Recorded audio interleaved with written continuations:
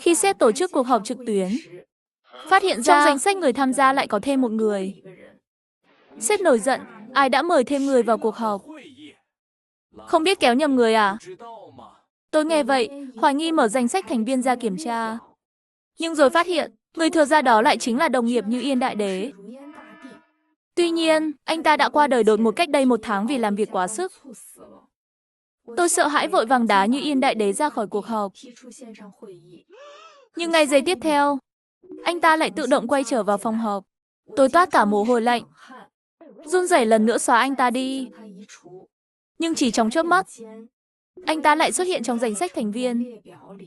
Không chỉ thế, ảnh đại diện của anh ta thậm chí còn thay đổi. Nụ cười hướng về phía tôi. Lúc này, tôi hoàn toàn không dám động gì nữa. Sếp cũng nhận thấy điều bất thường. Nổi giận hỏi tôi, hôm nay cuộc họp chỉ có 5 người tham gia. Sao danh sách vẫn hiển thị 6 người? Vương Tiểu Mộng, có phải cậu kéo nhầm ai vào không? Sao lại thế này? Tôi vội giải thích với sếp. Người thừa ra là tài khoản của Như Yên Đại Đế. Tôi đã đá anh ta mấy lần nhưng không được. Cuộc họp lập tức rơi vào im lặng. Như Yên Đại Đế vào công ty từ 2 năm trước. Trẻ trung, xinh đẹp và đầy nhiệt huyết. Mới vào đã giành được 2 dự án lớn. Tuy nhiên, tháng trước, vì một dự án, anh ấy đã thức trắng nửa tháng ở công ty. Đến ngày trước khi đấu thầu thì bất ngờ qua đời.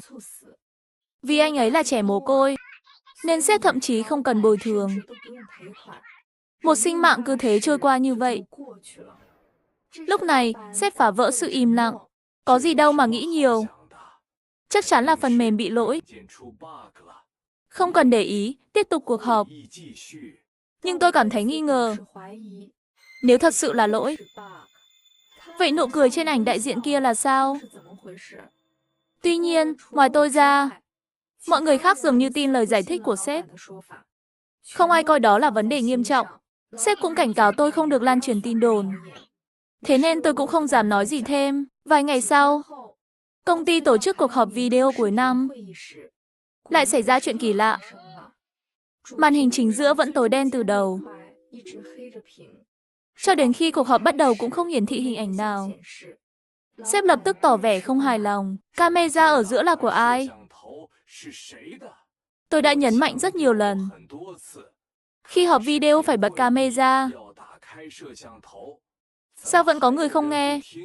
Lời vừa dứt, màn hình giữa hiển thị một gương mặt quen thuộc. Tất cả mọi người đều hoảng sợ. Bởi vì đó là khuôn mặt của Như Yên Đại Đế. Sắc mặt của sếp cũng trở nên khó coi. Nhưng ông vẫn cố tỏ ra bình tĩnh. Chắc chắn là có người đang đùa ác. Đợi tôi tìm ra, nhất định sẽ trừng phạt nặng. Tuy nhiên, cuộc họp video đã trở nên hỗn loạn. Sếp cũng chỉ có thể kết thúc cuộc họp vội vàng. Còn tôi, sau khi suy nghĩ một lúc, gửi tin nhắn riêng cho sếp. Sếp, có phải đồ đạc của Như Yên Đại Đế chưa được dọn đi?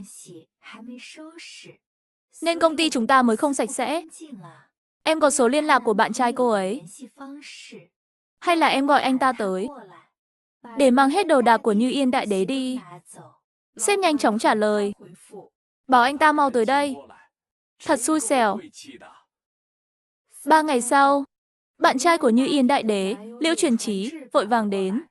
Sếp cũng vừa kết thúc chuyến công tác và trở về công ty.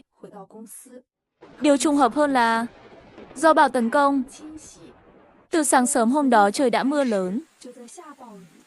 Đến chiều, giao thông đã hoàn toàn tê liệt. Tất cả mọi người đều bị mắc kẹt trong tòa nhà văn phòng, không thể ra ngoài. Lúc này, tôi đang giúp Liễu Truyền Chí thu dọn đồ đạc của Như Yên Đại Đế và tạm thời đặt chúng vào kho chứa đồ. Sau khi dọn xong, Liễu Truyền Chí nhìn quanh, thấy không có ai. Kéo tôi lại hỏi, không ai phát hiện ra cậu chứ? Tôi lắc đầu. Tớ ngụy trang rất tốt. Đồng nghiệp và sếp đều không phát hiện ra điều bất thường. Thì ra, các cuộc họp âm thanh và video chưa bao giờ bị ma quấy phá. Tất cả đều là do tôi và Liễu Truyền Chí cùng nhau làm. Chúng tôi cố tình giả dạng như thể Như Yên Đại Đế đang ám. Như vậy, chúng tôi có thể lấy lý do đồ đạc của Như Yên Đại Đế không dùng được để mời Liễu Truyền Chí tới công ty. Thậm chí cả việc hôm nay mưa lớn khiến mọi người bị mắc kẹt cũng đều nằm trong kế hoạch của chúng tôi. Mọi thứ đều đã được tính toán. Và mục đích của tất cả những điều này là để tìm ra sự thật về cái chết của Như Yên Đại Đế. Không ai trong công ty biết rằng Như Yên Đại Đế và tôi, ngoài mối quan hệ đồng nghiệp, còn là bạn thân nhất. Tôi nhận thấy, sau khi Như Yên Đại Đế qua đời, dự án lớn nhất mà cô ấy đang phụ trách vừa đúng lúc rơi vào tay Lưu Vũ của nhóm dự án khác. Như Yên Đại Đế và Lưu Vũ luôn có mối quan hệ rất căng thẳng. Lưu Vũ thậm chí còn từng công khai nói muốn dạy cho Như Yên Đại Đế một bài học. Và sau khi Như Yên Đại Đế qua đời, Lưu Vũ đã sử dụng phương án của cô ấy để giành được hợp đồng đấu thầu. Thậm chí còn nhờ đó được thăng chức. Do đó, tôi cực kỳ nghi ngờ cái chết của Như Yên Đại Đế có liên quan đến Lưu Vũ. Lúc này, Lưu Vũ đang ngồi trong văn phòng riêng của mình,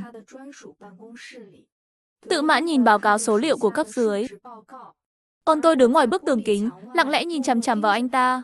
Giọng lạnh lùng, tôi nhất định phải tìm ra bằng chứng anh ta hại chết Như Yên Đại Đế và bắt anh ta trả giá. Theo kế hoạch, Liễu Truyền Chí đi tới phòng phân phối điện, còn tôi thì đi vệ sinh một chuyến.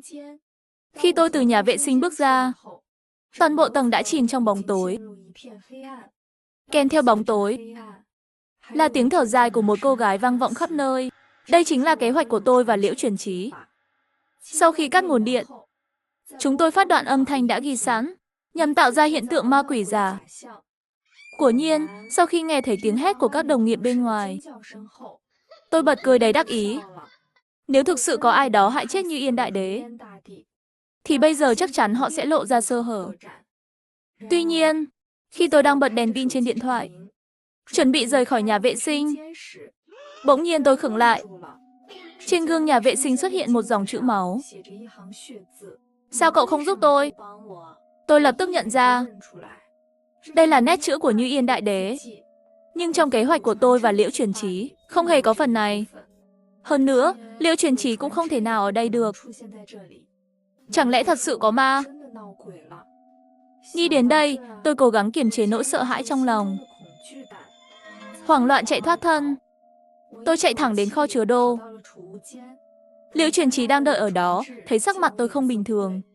Liền hỏi, cậu làm sao vậy? Tôi hít thở một lúc, rồi hỏi ngược lại, anh vừa rồi ngoài việc cắt điện, có đi đâu khác không? Có vào nhà vệ sinh không? Liễu Truyền Chí lắc đầu, tôi vào nhà vệ sinh làm gì? Trong kế hoạch không có phần đó. Ngược lại, không phải cậu nói là sau khi đèn tắt, cậu sẽ tạo ra sự hoảng loạn trong khu vực làm việc sao? Chạy đi đâu rồi? Tôi không kịp giải thích, trực tiếp kéo anh ta tới nhà vệ sinh, rồi chỉ vào gương hỏi anh ta, cậu nhìn xem. Liễu Truyền Chí vẫn đầy vẻ bối rối. Nhìn gì cơ? Lúc này, tôi kinh hoàng phát hiện vết máu trên gương đã biến mất.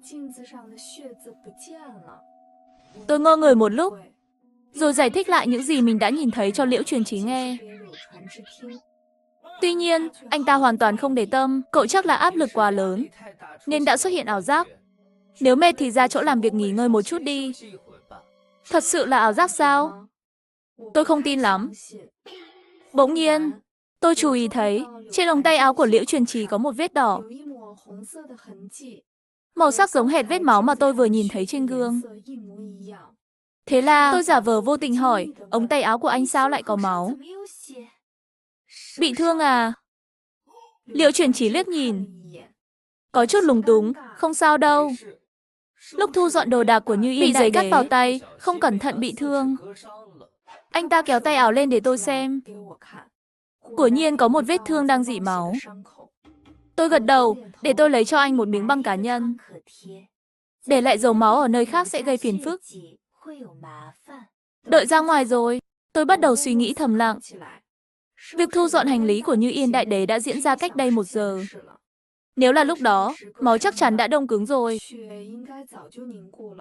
Hơn nữa, vết máu trên tay áo Liễu Truyền Chí rõ ràng là do bị dính từ bên ngoài.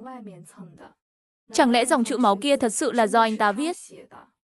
Tuy nhiên, tôi không nói nghi ngờ của mình cho Liễu Truyền Chí biết. Chỉ lấy cho anh ta một miếng băng cá nhân. Sau khi xử lý xong vết thương, anh ta nói với tôi Tôi vừa quan sát một vòng.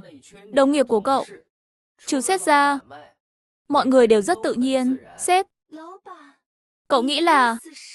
Tôi cảm thấy thái độ của ông ấy không bình thường. Hay là cậu đi điều tra thử xem. Mặc dù Lưu Vũ là nghi phạm lớn nhất, nhưng những người khác cũng không thể bỏ qua. Tôi gật đầu. Mặc dù tôi nghi ngờ Liễu Truyền Chí giả vờ đáng sợ, nhưng trước mắt, việc quan trọng nhất vẫn là tìm ra sự thật về cái chết của Như Yên Đại Đế. Do đó, sau khi lập kế hoạch đơn giản, chúng tôi quyết định tới văn phòng sếp để điều tra. Khi tới văn phòng sếp, phát hiện có mấy đồng nghiệp đang tụ tập ở cửa, thì thầm to nhỏ. Tôi tò mò hỏi, các người làm gì ở đây vậy? Lão Trương từ bộ phận lập kế hoạch vẫy tay với tôi. Đừng nói chuyện. Cậu lại đây nghe. Tôi ghé tai lại. Nghe loáng thoáng tiếng hét thất thanh từ trong văn phòng. Bên trong là sếp và thực tập sinh mới. Tân Tân gật đầu. Chắc là vậy. Tôi không thấy ông ấy rời khỏi văn phòng, nhưng cửa đã bị khóa. Không ai có thể vào được. Lão Trương sốt ruột. Không thể đợi thêm nữa. Nếu xảy ra chuyện thì sao? Phá cửa thôi. Vừa dứt lời, Lưu Vũ đã cầm dụng cụ chạy tới. Mọi người tránh ra, để tôi giải quyết. Nhìn dáng vẻ nhiệt tình của anh ta, tôi âm thầm châm biếm. Không biết việc phá cửa cứu sếp đến con gà sắt keo kiệt này có thể mang lại cho anh ta bao nhiêu tiền thưởng. Tuy nhiên, tôi cũng nhận thấy, dù công ty liên tục xảy ra các vụ ma quỷ, Lưu Vũ lại chẳng hề tỏ ra chút áy náy nào. Anh ta chẳng sợ sao? Thế là, thừa lúc anh ta đang bận phá cửa, tôi ghé lại gần hỏi, Lưu quản lý, anh cẩn thận đấy. Anh nói xem, liệu công ty chúng ta có thật sự có ma không? Không ngờ, Lưu Vũ trực tiếp chế giễu tôi, cậu đọc sách đến ngu rồi à? Trên đời này làm gì có ma? Còn Như Yên Đại Đế? Như Yên Đại Đế cô ấy làm việc không tốt, là mình làm mẩy rồi chết, cũng chẳng trách được ai. Nói xong, Lưu Vũ cầm cây xà beng vào khe cửa, bắt đầu dùng sức, rắc một tiếng. Cửa mở. Lưu Vũ cũng thở phào nhẹ nhõm. Nếu thật sự có ma, thì như tiểu nha đầu Như Yên Đại Đế, ta hai bạt tay đưa cô ta xuống cầu nại hà luôn. Chết rồi không chịu siêu thoát rồi còn mặt mũi nào mà quấy rối trong công ty chứ? Tôi biết Lưu Vũ không có nhân phẩm, nhưng không ngờ anh ta lại ích kỷ đến thế. Tuy nhiên, xét theo tình hình này, Lưu Vũ và cái chết của Như Yên Đại Đế có lẽ thật sự không liên quan. Lúc này, tiếng hét lại vang lên từ trong căn phòng vừa bị phá cửa. Chúng tôi lao vào văn phòng, thấy sếp đang run rẩy trốn dưới bàn. Ông ta cầm trong tay một chiếc hộp màu đen. Sếp hoảng loạn hét lớn, đừng lại gần. Đừng lại gần tôi. Tôi nhìn theo ánh mắt của ông ấy, phát hiện ra ông đang nhìn chằm chằm vào một góc tường trống không. Tôi lập tức cảm thấy rùng mình. Chẳng lẽ ở góc tường đó có thứ gì đó mà tôi không nhìn thấy? Lưu Vũ và Lão Trương nhìn nhau, không biết phải làm gì. Không ai biết phải xử lý thế nào. Còn tôi thì do dự một chút, rồi bước tới chỗ sếp. Sếp, ông đang nói chuyện với ai vậy? Ông bảo ai đừng lại gần. Tuy nhiên, sếp chỉ hoảng sợ nhìn chằm chằm vào góc tường. Ngoài câu đừng lại gần, ông không chịu nói thêm gì nữa. Lưu Vũ đề nghị, gọi cảnh sát đi. Phải tìm cách đưa sếp đến bệnh viện mới được. Sau đó, anh ta quét mắt một vòng, cuối cùng dừng lại trên người tôi. Xin lỗi, tôi không tin công ty thật sự có ma. Chắc chắn là có người bất mãn với công ty, âm thầm gây rối để tạo hỗn loạn. Lão Trương vội vàng gật đầu, lấy điện thoại ra chuẩn bị gọi cảnh sát. Tôi lập tức hoảng loạn, cố gắng nghĩ ra một lý do hợp lý để ngăn cản. Tuy nhiên, đột nhiên sếp tự mình lao ra từ dưới bàn, hét lớn, không được báo cảnh sát.